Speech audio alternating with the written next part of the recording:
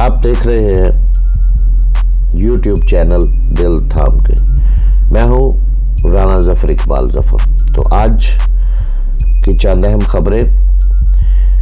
फवाद चौधरी साहब और दीगर हमाद अजहर साहब और दीगर वज़रा फरमाते हैं कि महंगाई में कमी हो गई है।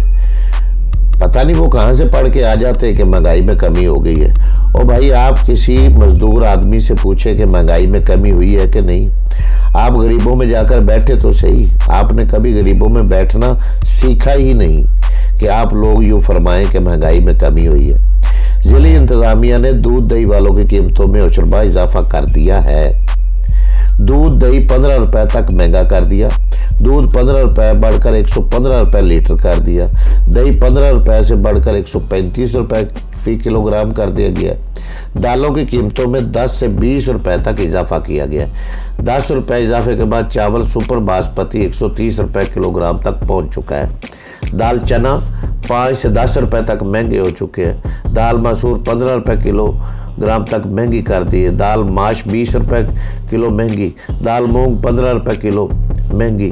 चने 10 से 15 रुपए महंगे और बेसन 10 रुपए किलो फिर महंगा कर दिया गया है।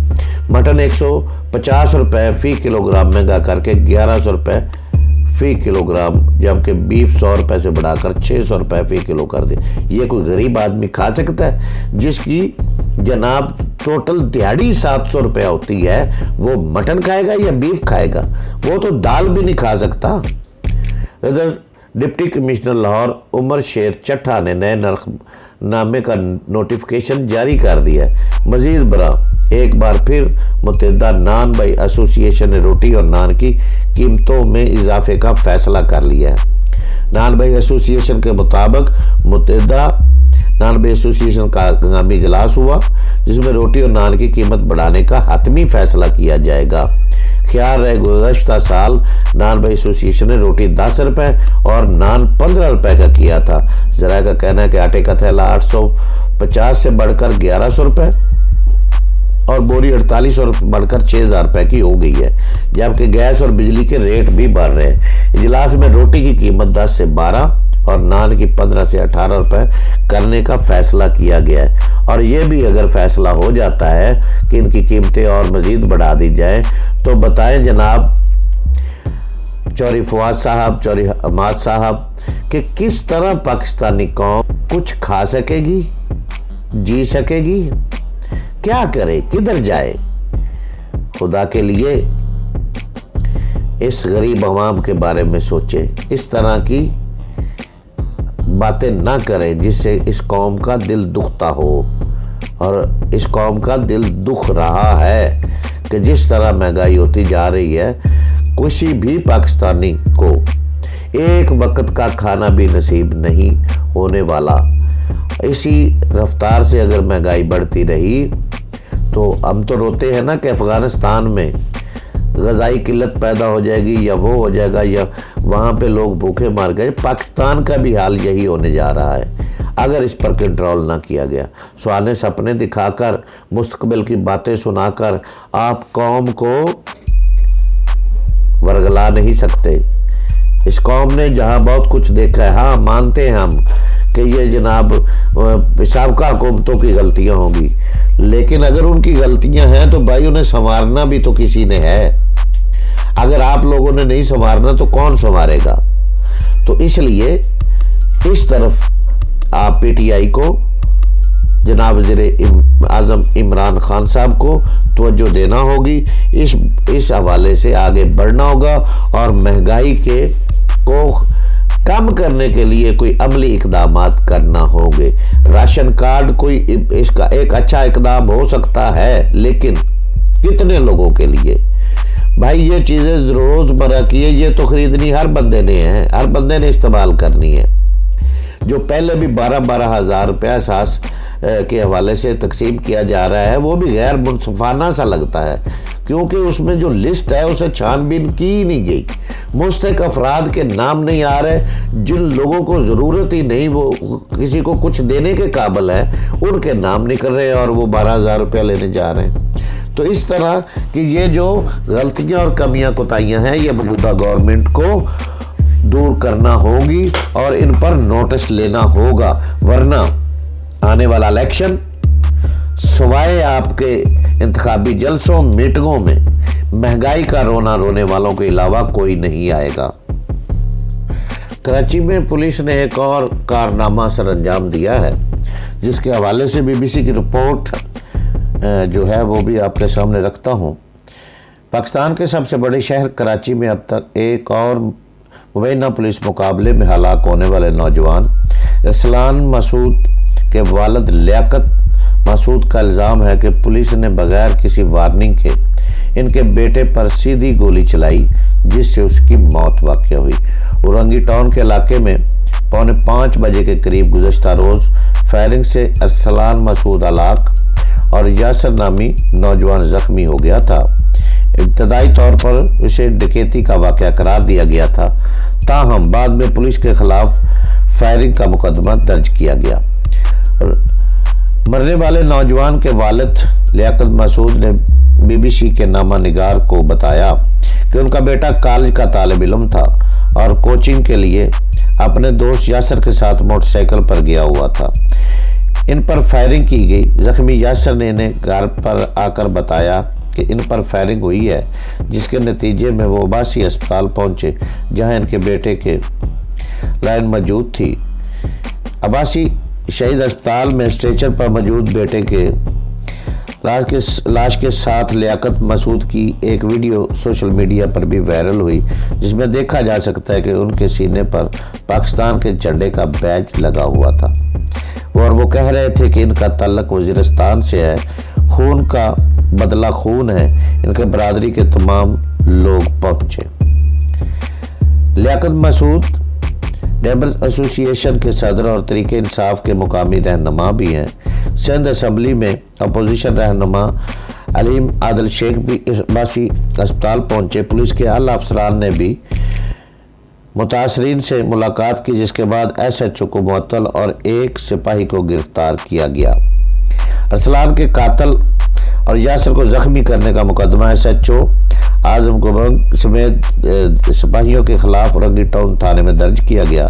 मरने वाले नौजवान के चचा और मुकदमे के मुद्दई बादशाह खान ने बताया कि वो अपने ज़ाती काम से किसी जहाँ रहे थे। रात को तकरीबन 9:15 बजे उनके रिश्तेदार तैयद मसूद ने मोबाइल फ़ोन से उन्हें इतला दी और उन्होंने भी अब्बासी शहीद अस्पताल में अपने भतीजे के पास गए। इनके बकौल इस इतला पर अपने रिश्तेदार के हमरा पहुंचा तो मेरा 16 वर्ष का भतीजा अरसलान जख्मों की ताब न लाकर फौत हो चुका था। जहां हम मुर्दा खाने में पहुंचे तो इनकी लाश स्ट्रेचर पर मौजूद थी। इस दौरान दीगर भी कई लोग थे। मुद्दई के मुताबिक मालूम हुआ कि अरसलान अपने दोस्त यासर के साथ ट्यूशन पढ़ने के लिए मोटरसाइकिल पर जा रहा था कि उसके करीब मोटरसाइकिल की छीना झपटी के दौरान अरसलान को पेट में एक गोली लगी, जो जिस्म के पार हो गई, जबकि यासर को टांग में गोली लगी और वो मोटरसाइकिल समेत फरार हो गया। उनका कहना था कि हम अस्पताल में थे कि औरंगी टाउन का सब इंस्पेक्टर आया, जिसने ज़ाब्ते की कार्रवाई की मजीद मालूमात पर पता चला कि थाने औरंगी के SHO आजम के हुक्म पर कांस्टेबल तोहीद और उसके साथी उमैर ने सादा लिबास में मोटरसाइकिल छीनने के दौरान मज़ामत पर अरसलान को हलाक और उसकी दोस्त यासर को ज़ख्मी किया था। पुलिस ने इनकी मुद्दई मुकदमा दर्ज कर लिया। ये तो है एक उनका पढ़ा लिखा सा पुलिस का बयान। वो यही बनाते हैं हमेशा कि जनाब वो डकैती हो रही थी या डकैती कर रहे थे। पुलिस कराची में इसी तरह बगैर देखे बगैर समझे फायरिंग करके नौजवानों को हलाक कर देती है, लेकिन उनका बनता कुछ नहीं है। ये एक नौजवान का कत्ल है। इस पर हुकूमतों को, अदारों को सख्त नोटिस लेना होगा और इस बात को रोकना होगा, वरना पुलिस का जिस तरह बदनाम होना और इस पर अवाम का इत्मीनान उठ जाना ये पहले ही हो चुका है, मज़ीद उठ जाएगा। जब वो चाहते हैं सरकारी राइफल से किसी को गोली मारकर पुलिस मुकाबला बना देते हैं। पुलिस मुकाबले इस तरह नहीं होते। किसी भी सच्चे पुलिस मुकाबले में आप देखें तो वो और रंग होता है, और जब ये बनाते हैं तो ये तो खैर रोज़ाना की बुनियाद पर बनाए जाते हैं। अगर कातिल, डकैत, जालिम कोई मारा जाए तो आवाम खुश होती है, लेकिन अगर किसी नौजवान बेगुनाह को इस तरह सरेआम गोलियों से भून दिया जाए, उसे मार दिया जाए, तो ये बहुत बड़ा जुल्म है, और इस जुल्म का इन पुलिस वालों को असाब देना होगा। ये कत्ल है, और इस कत्ल का बदला वारसान को जो कानून है, जो इस्लाम में तय है, उसके मुताबिक देना चाहिए। हुकूमत पाकिस्तान को चाहिए कि इस पर बहुत सख्ती से एक्शन करे। पाकिस्तान के लिए एक और अच्छी खबर है जी। पाकिस्तान और बांग्लादेश के दरमियान ढाका टेस्ट के चौथे दिन जब बांग्लादेश ने अपनी पहली इनिंग शुरू की तो निगाहें शाहीन शाह अफरीदी और हसन अली पर लगी हुई थी, जो बाजी पलटने में शोरत रखते हैं। लेकिन किसे खबर थी कि इस बार ये दोनों नहीं बल्कि 28 साल ऑफ स्पिनर साजिद खान बांग्लादेशी बल्लेबाजों को अपने जाल में जकड़ लेगा। जब खेल खत्म हुआ तो 76 के स्कोर पर गिरने वाली बांग्लादेश की 7 विकेटों में से 6 साजिद खान के नाम लिखी जा चुकी थी, जिनके लिए उन्होंने सिर्फ 35 रन दिए। इस तरह बांग्लादेश पाकिस्तान के स्कोर से अब भी 224 रन पीछे है। बारिश की वजह से दोनों टीमों को मैच के तीसरे दिन ग्राउंड में आने का मौका ही नहीं मिल सका था। तो इस वक्त पाकिस्तानी टीम के कप्तान बाबर आजम और अजहर अली ने सेंचुरियों के सिवा कुछ और नहीं सोच रहे थे। 3 इंचों की इनिंग्स खेलते हुए इन्हें काफ़ी वक्त हो चुका था, लेकिन जब ढाका के सर पर बरसते हुए बादल थम गए और मौसम ने चौथे दिन की खेल की इजाज़त दी, तो बाबर आजम और अजहर अली वो न कर सके जो करना चाहते थे। टीम में तब्दील ना हो सके और यूँ दोनों के लिए तवील इंतज़ार फिर मौजूद रहा। पाकिस्तान ने पहली इनिंग्स 188 रन 2 खिलाड़ी आउट पर शुरू की तो बाबर आजम 71, अजहर अली 52 रन बनाकर नॉट आउट थे। पहले दिन 57 ओवरों का खेल मुमकिन हो सका था। दूसरे दिन सिर्फ 6.2 ओवर्स कराए जा सके थे, जिसके बाद तीसरा दिन मुकम्मल तौर पर बारिश की नज़र हो गया। अजहर अली ने दिन का पहला और खेलने के बाद अगले ओवर में चौकों के जरिए मुस्बत अंदाज में आगे बढ़ने की जो उम्मीद दिलाई वो इसी ओवर में ख़त्म होगी, जब वो पुल खेलने की कोशिश में विकेट कीपर को कैच दे बैठे। अजहर अली के 52 रन पर आउट होने का मतलब यह था कि इस साल अप्रैल में जिम्बाब्वे के खिलाफ हरारे टेस्ट में सेंचुरी बनाने के बाद से अब तक 7 इनिंग्स सेंचुरी के बगैर खेल चुके हैं। अजहर अली और बाबर अली ने तीसरी विकेट की शराकत में 123 रन का इजाफा किया। अजहर अली के बाद बाबर आजम की अहम विकेट के लिए मेज़बान टीम को ज़्यादा देर इंतज़ार नहीं करना पड़ा और LBW की अपील पर अंपायर ने उंगली खड़ी करके बाबर आजम को भी चलता किया। 76 के स्कोर पर वो पवेलियन लौट गए। ये 3 साल में तीसरा टेस्ट खेलने वाले खालिद अहमद की पहली विकेट थी। अजहर अली के मुकाबले में बाबर आजम के लिए सेंचुरी का इंतजार ज़्यादा तूल पकड़ सकता है। इन्हें आखिरी बार गुज़श्ता साल बांग्लादेश के खिलाफ रावलपिंडी टेस्ट में 143 रन की शार अंदाज इनिंग्स खेलने का मौका मिला था, जिसके बाद 18 इनिंग्स में 6 मरतबा निस्फ सेंचुरी की आदत अबूर कर चुके हैं, लेकिन किसी भी इनिंग्स में सेंचुरी नहीं बना सके। मोहम्मद रज़वान को अपनी इनिंग्स के दौरान 2 मरतबा रिव्यू लेकर विकेट बचानी पड़ी।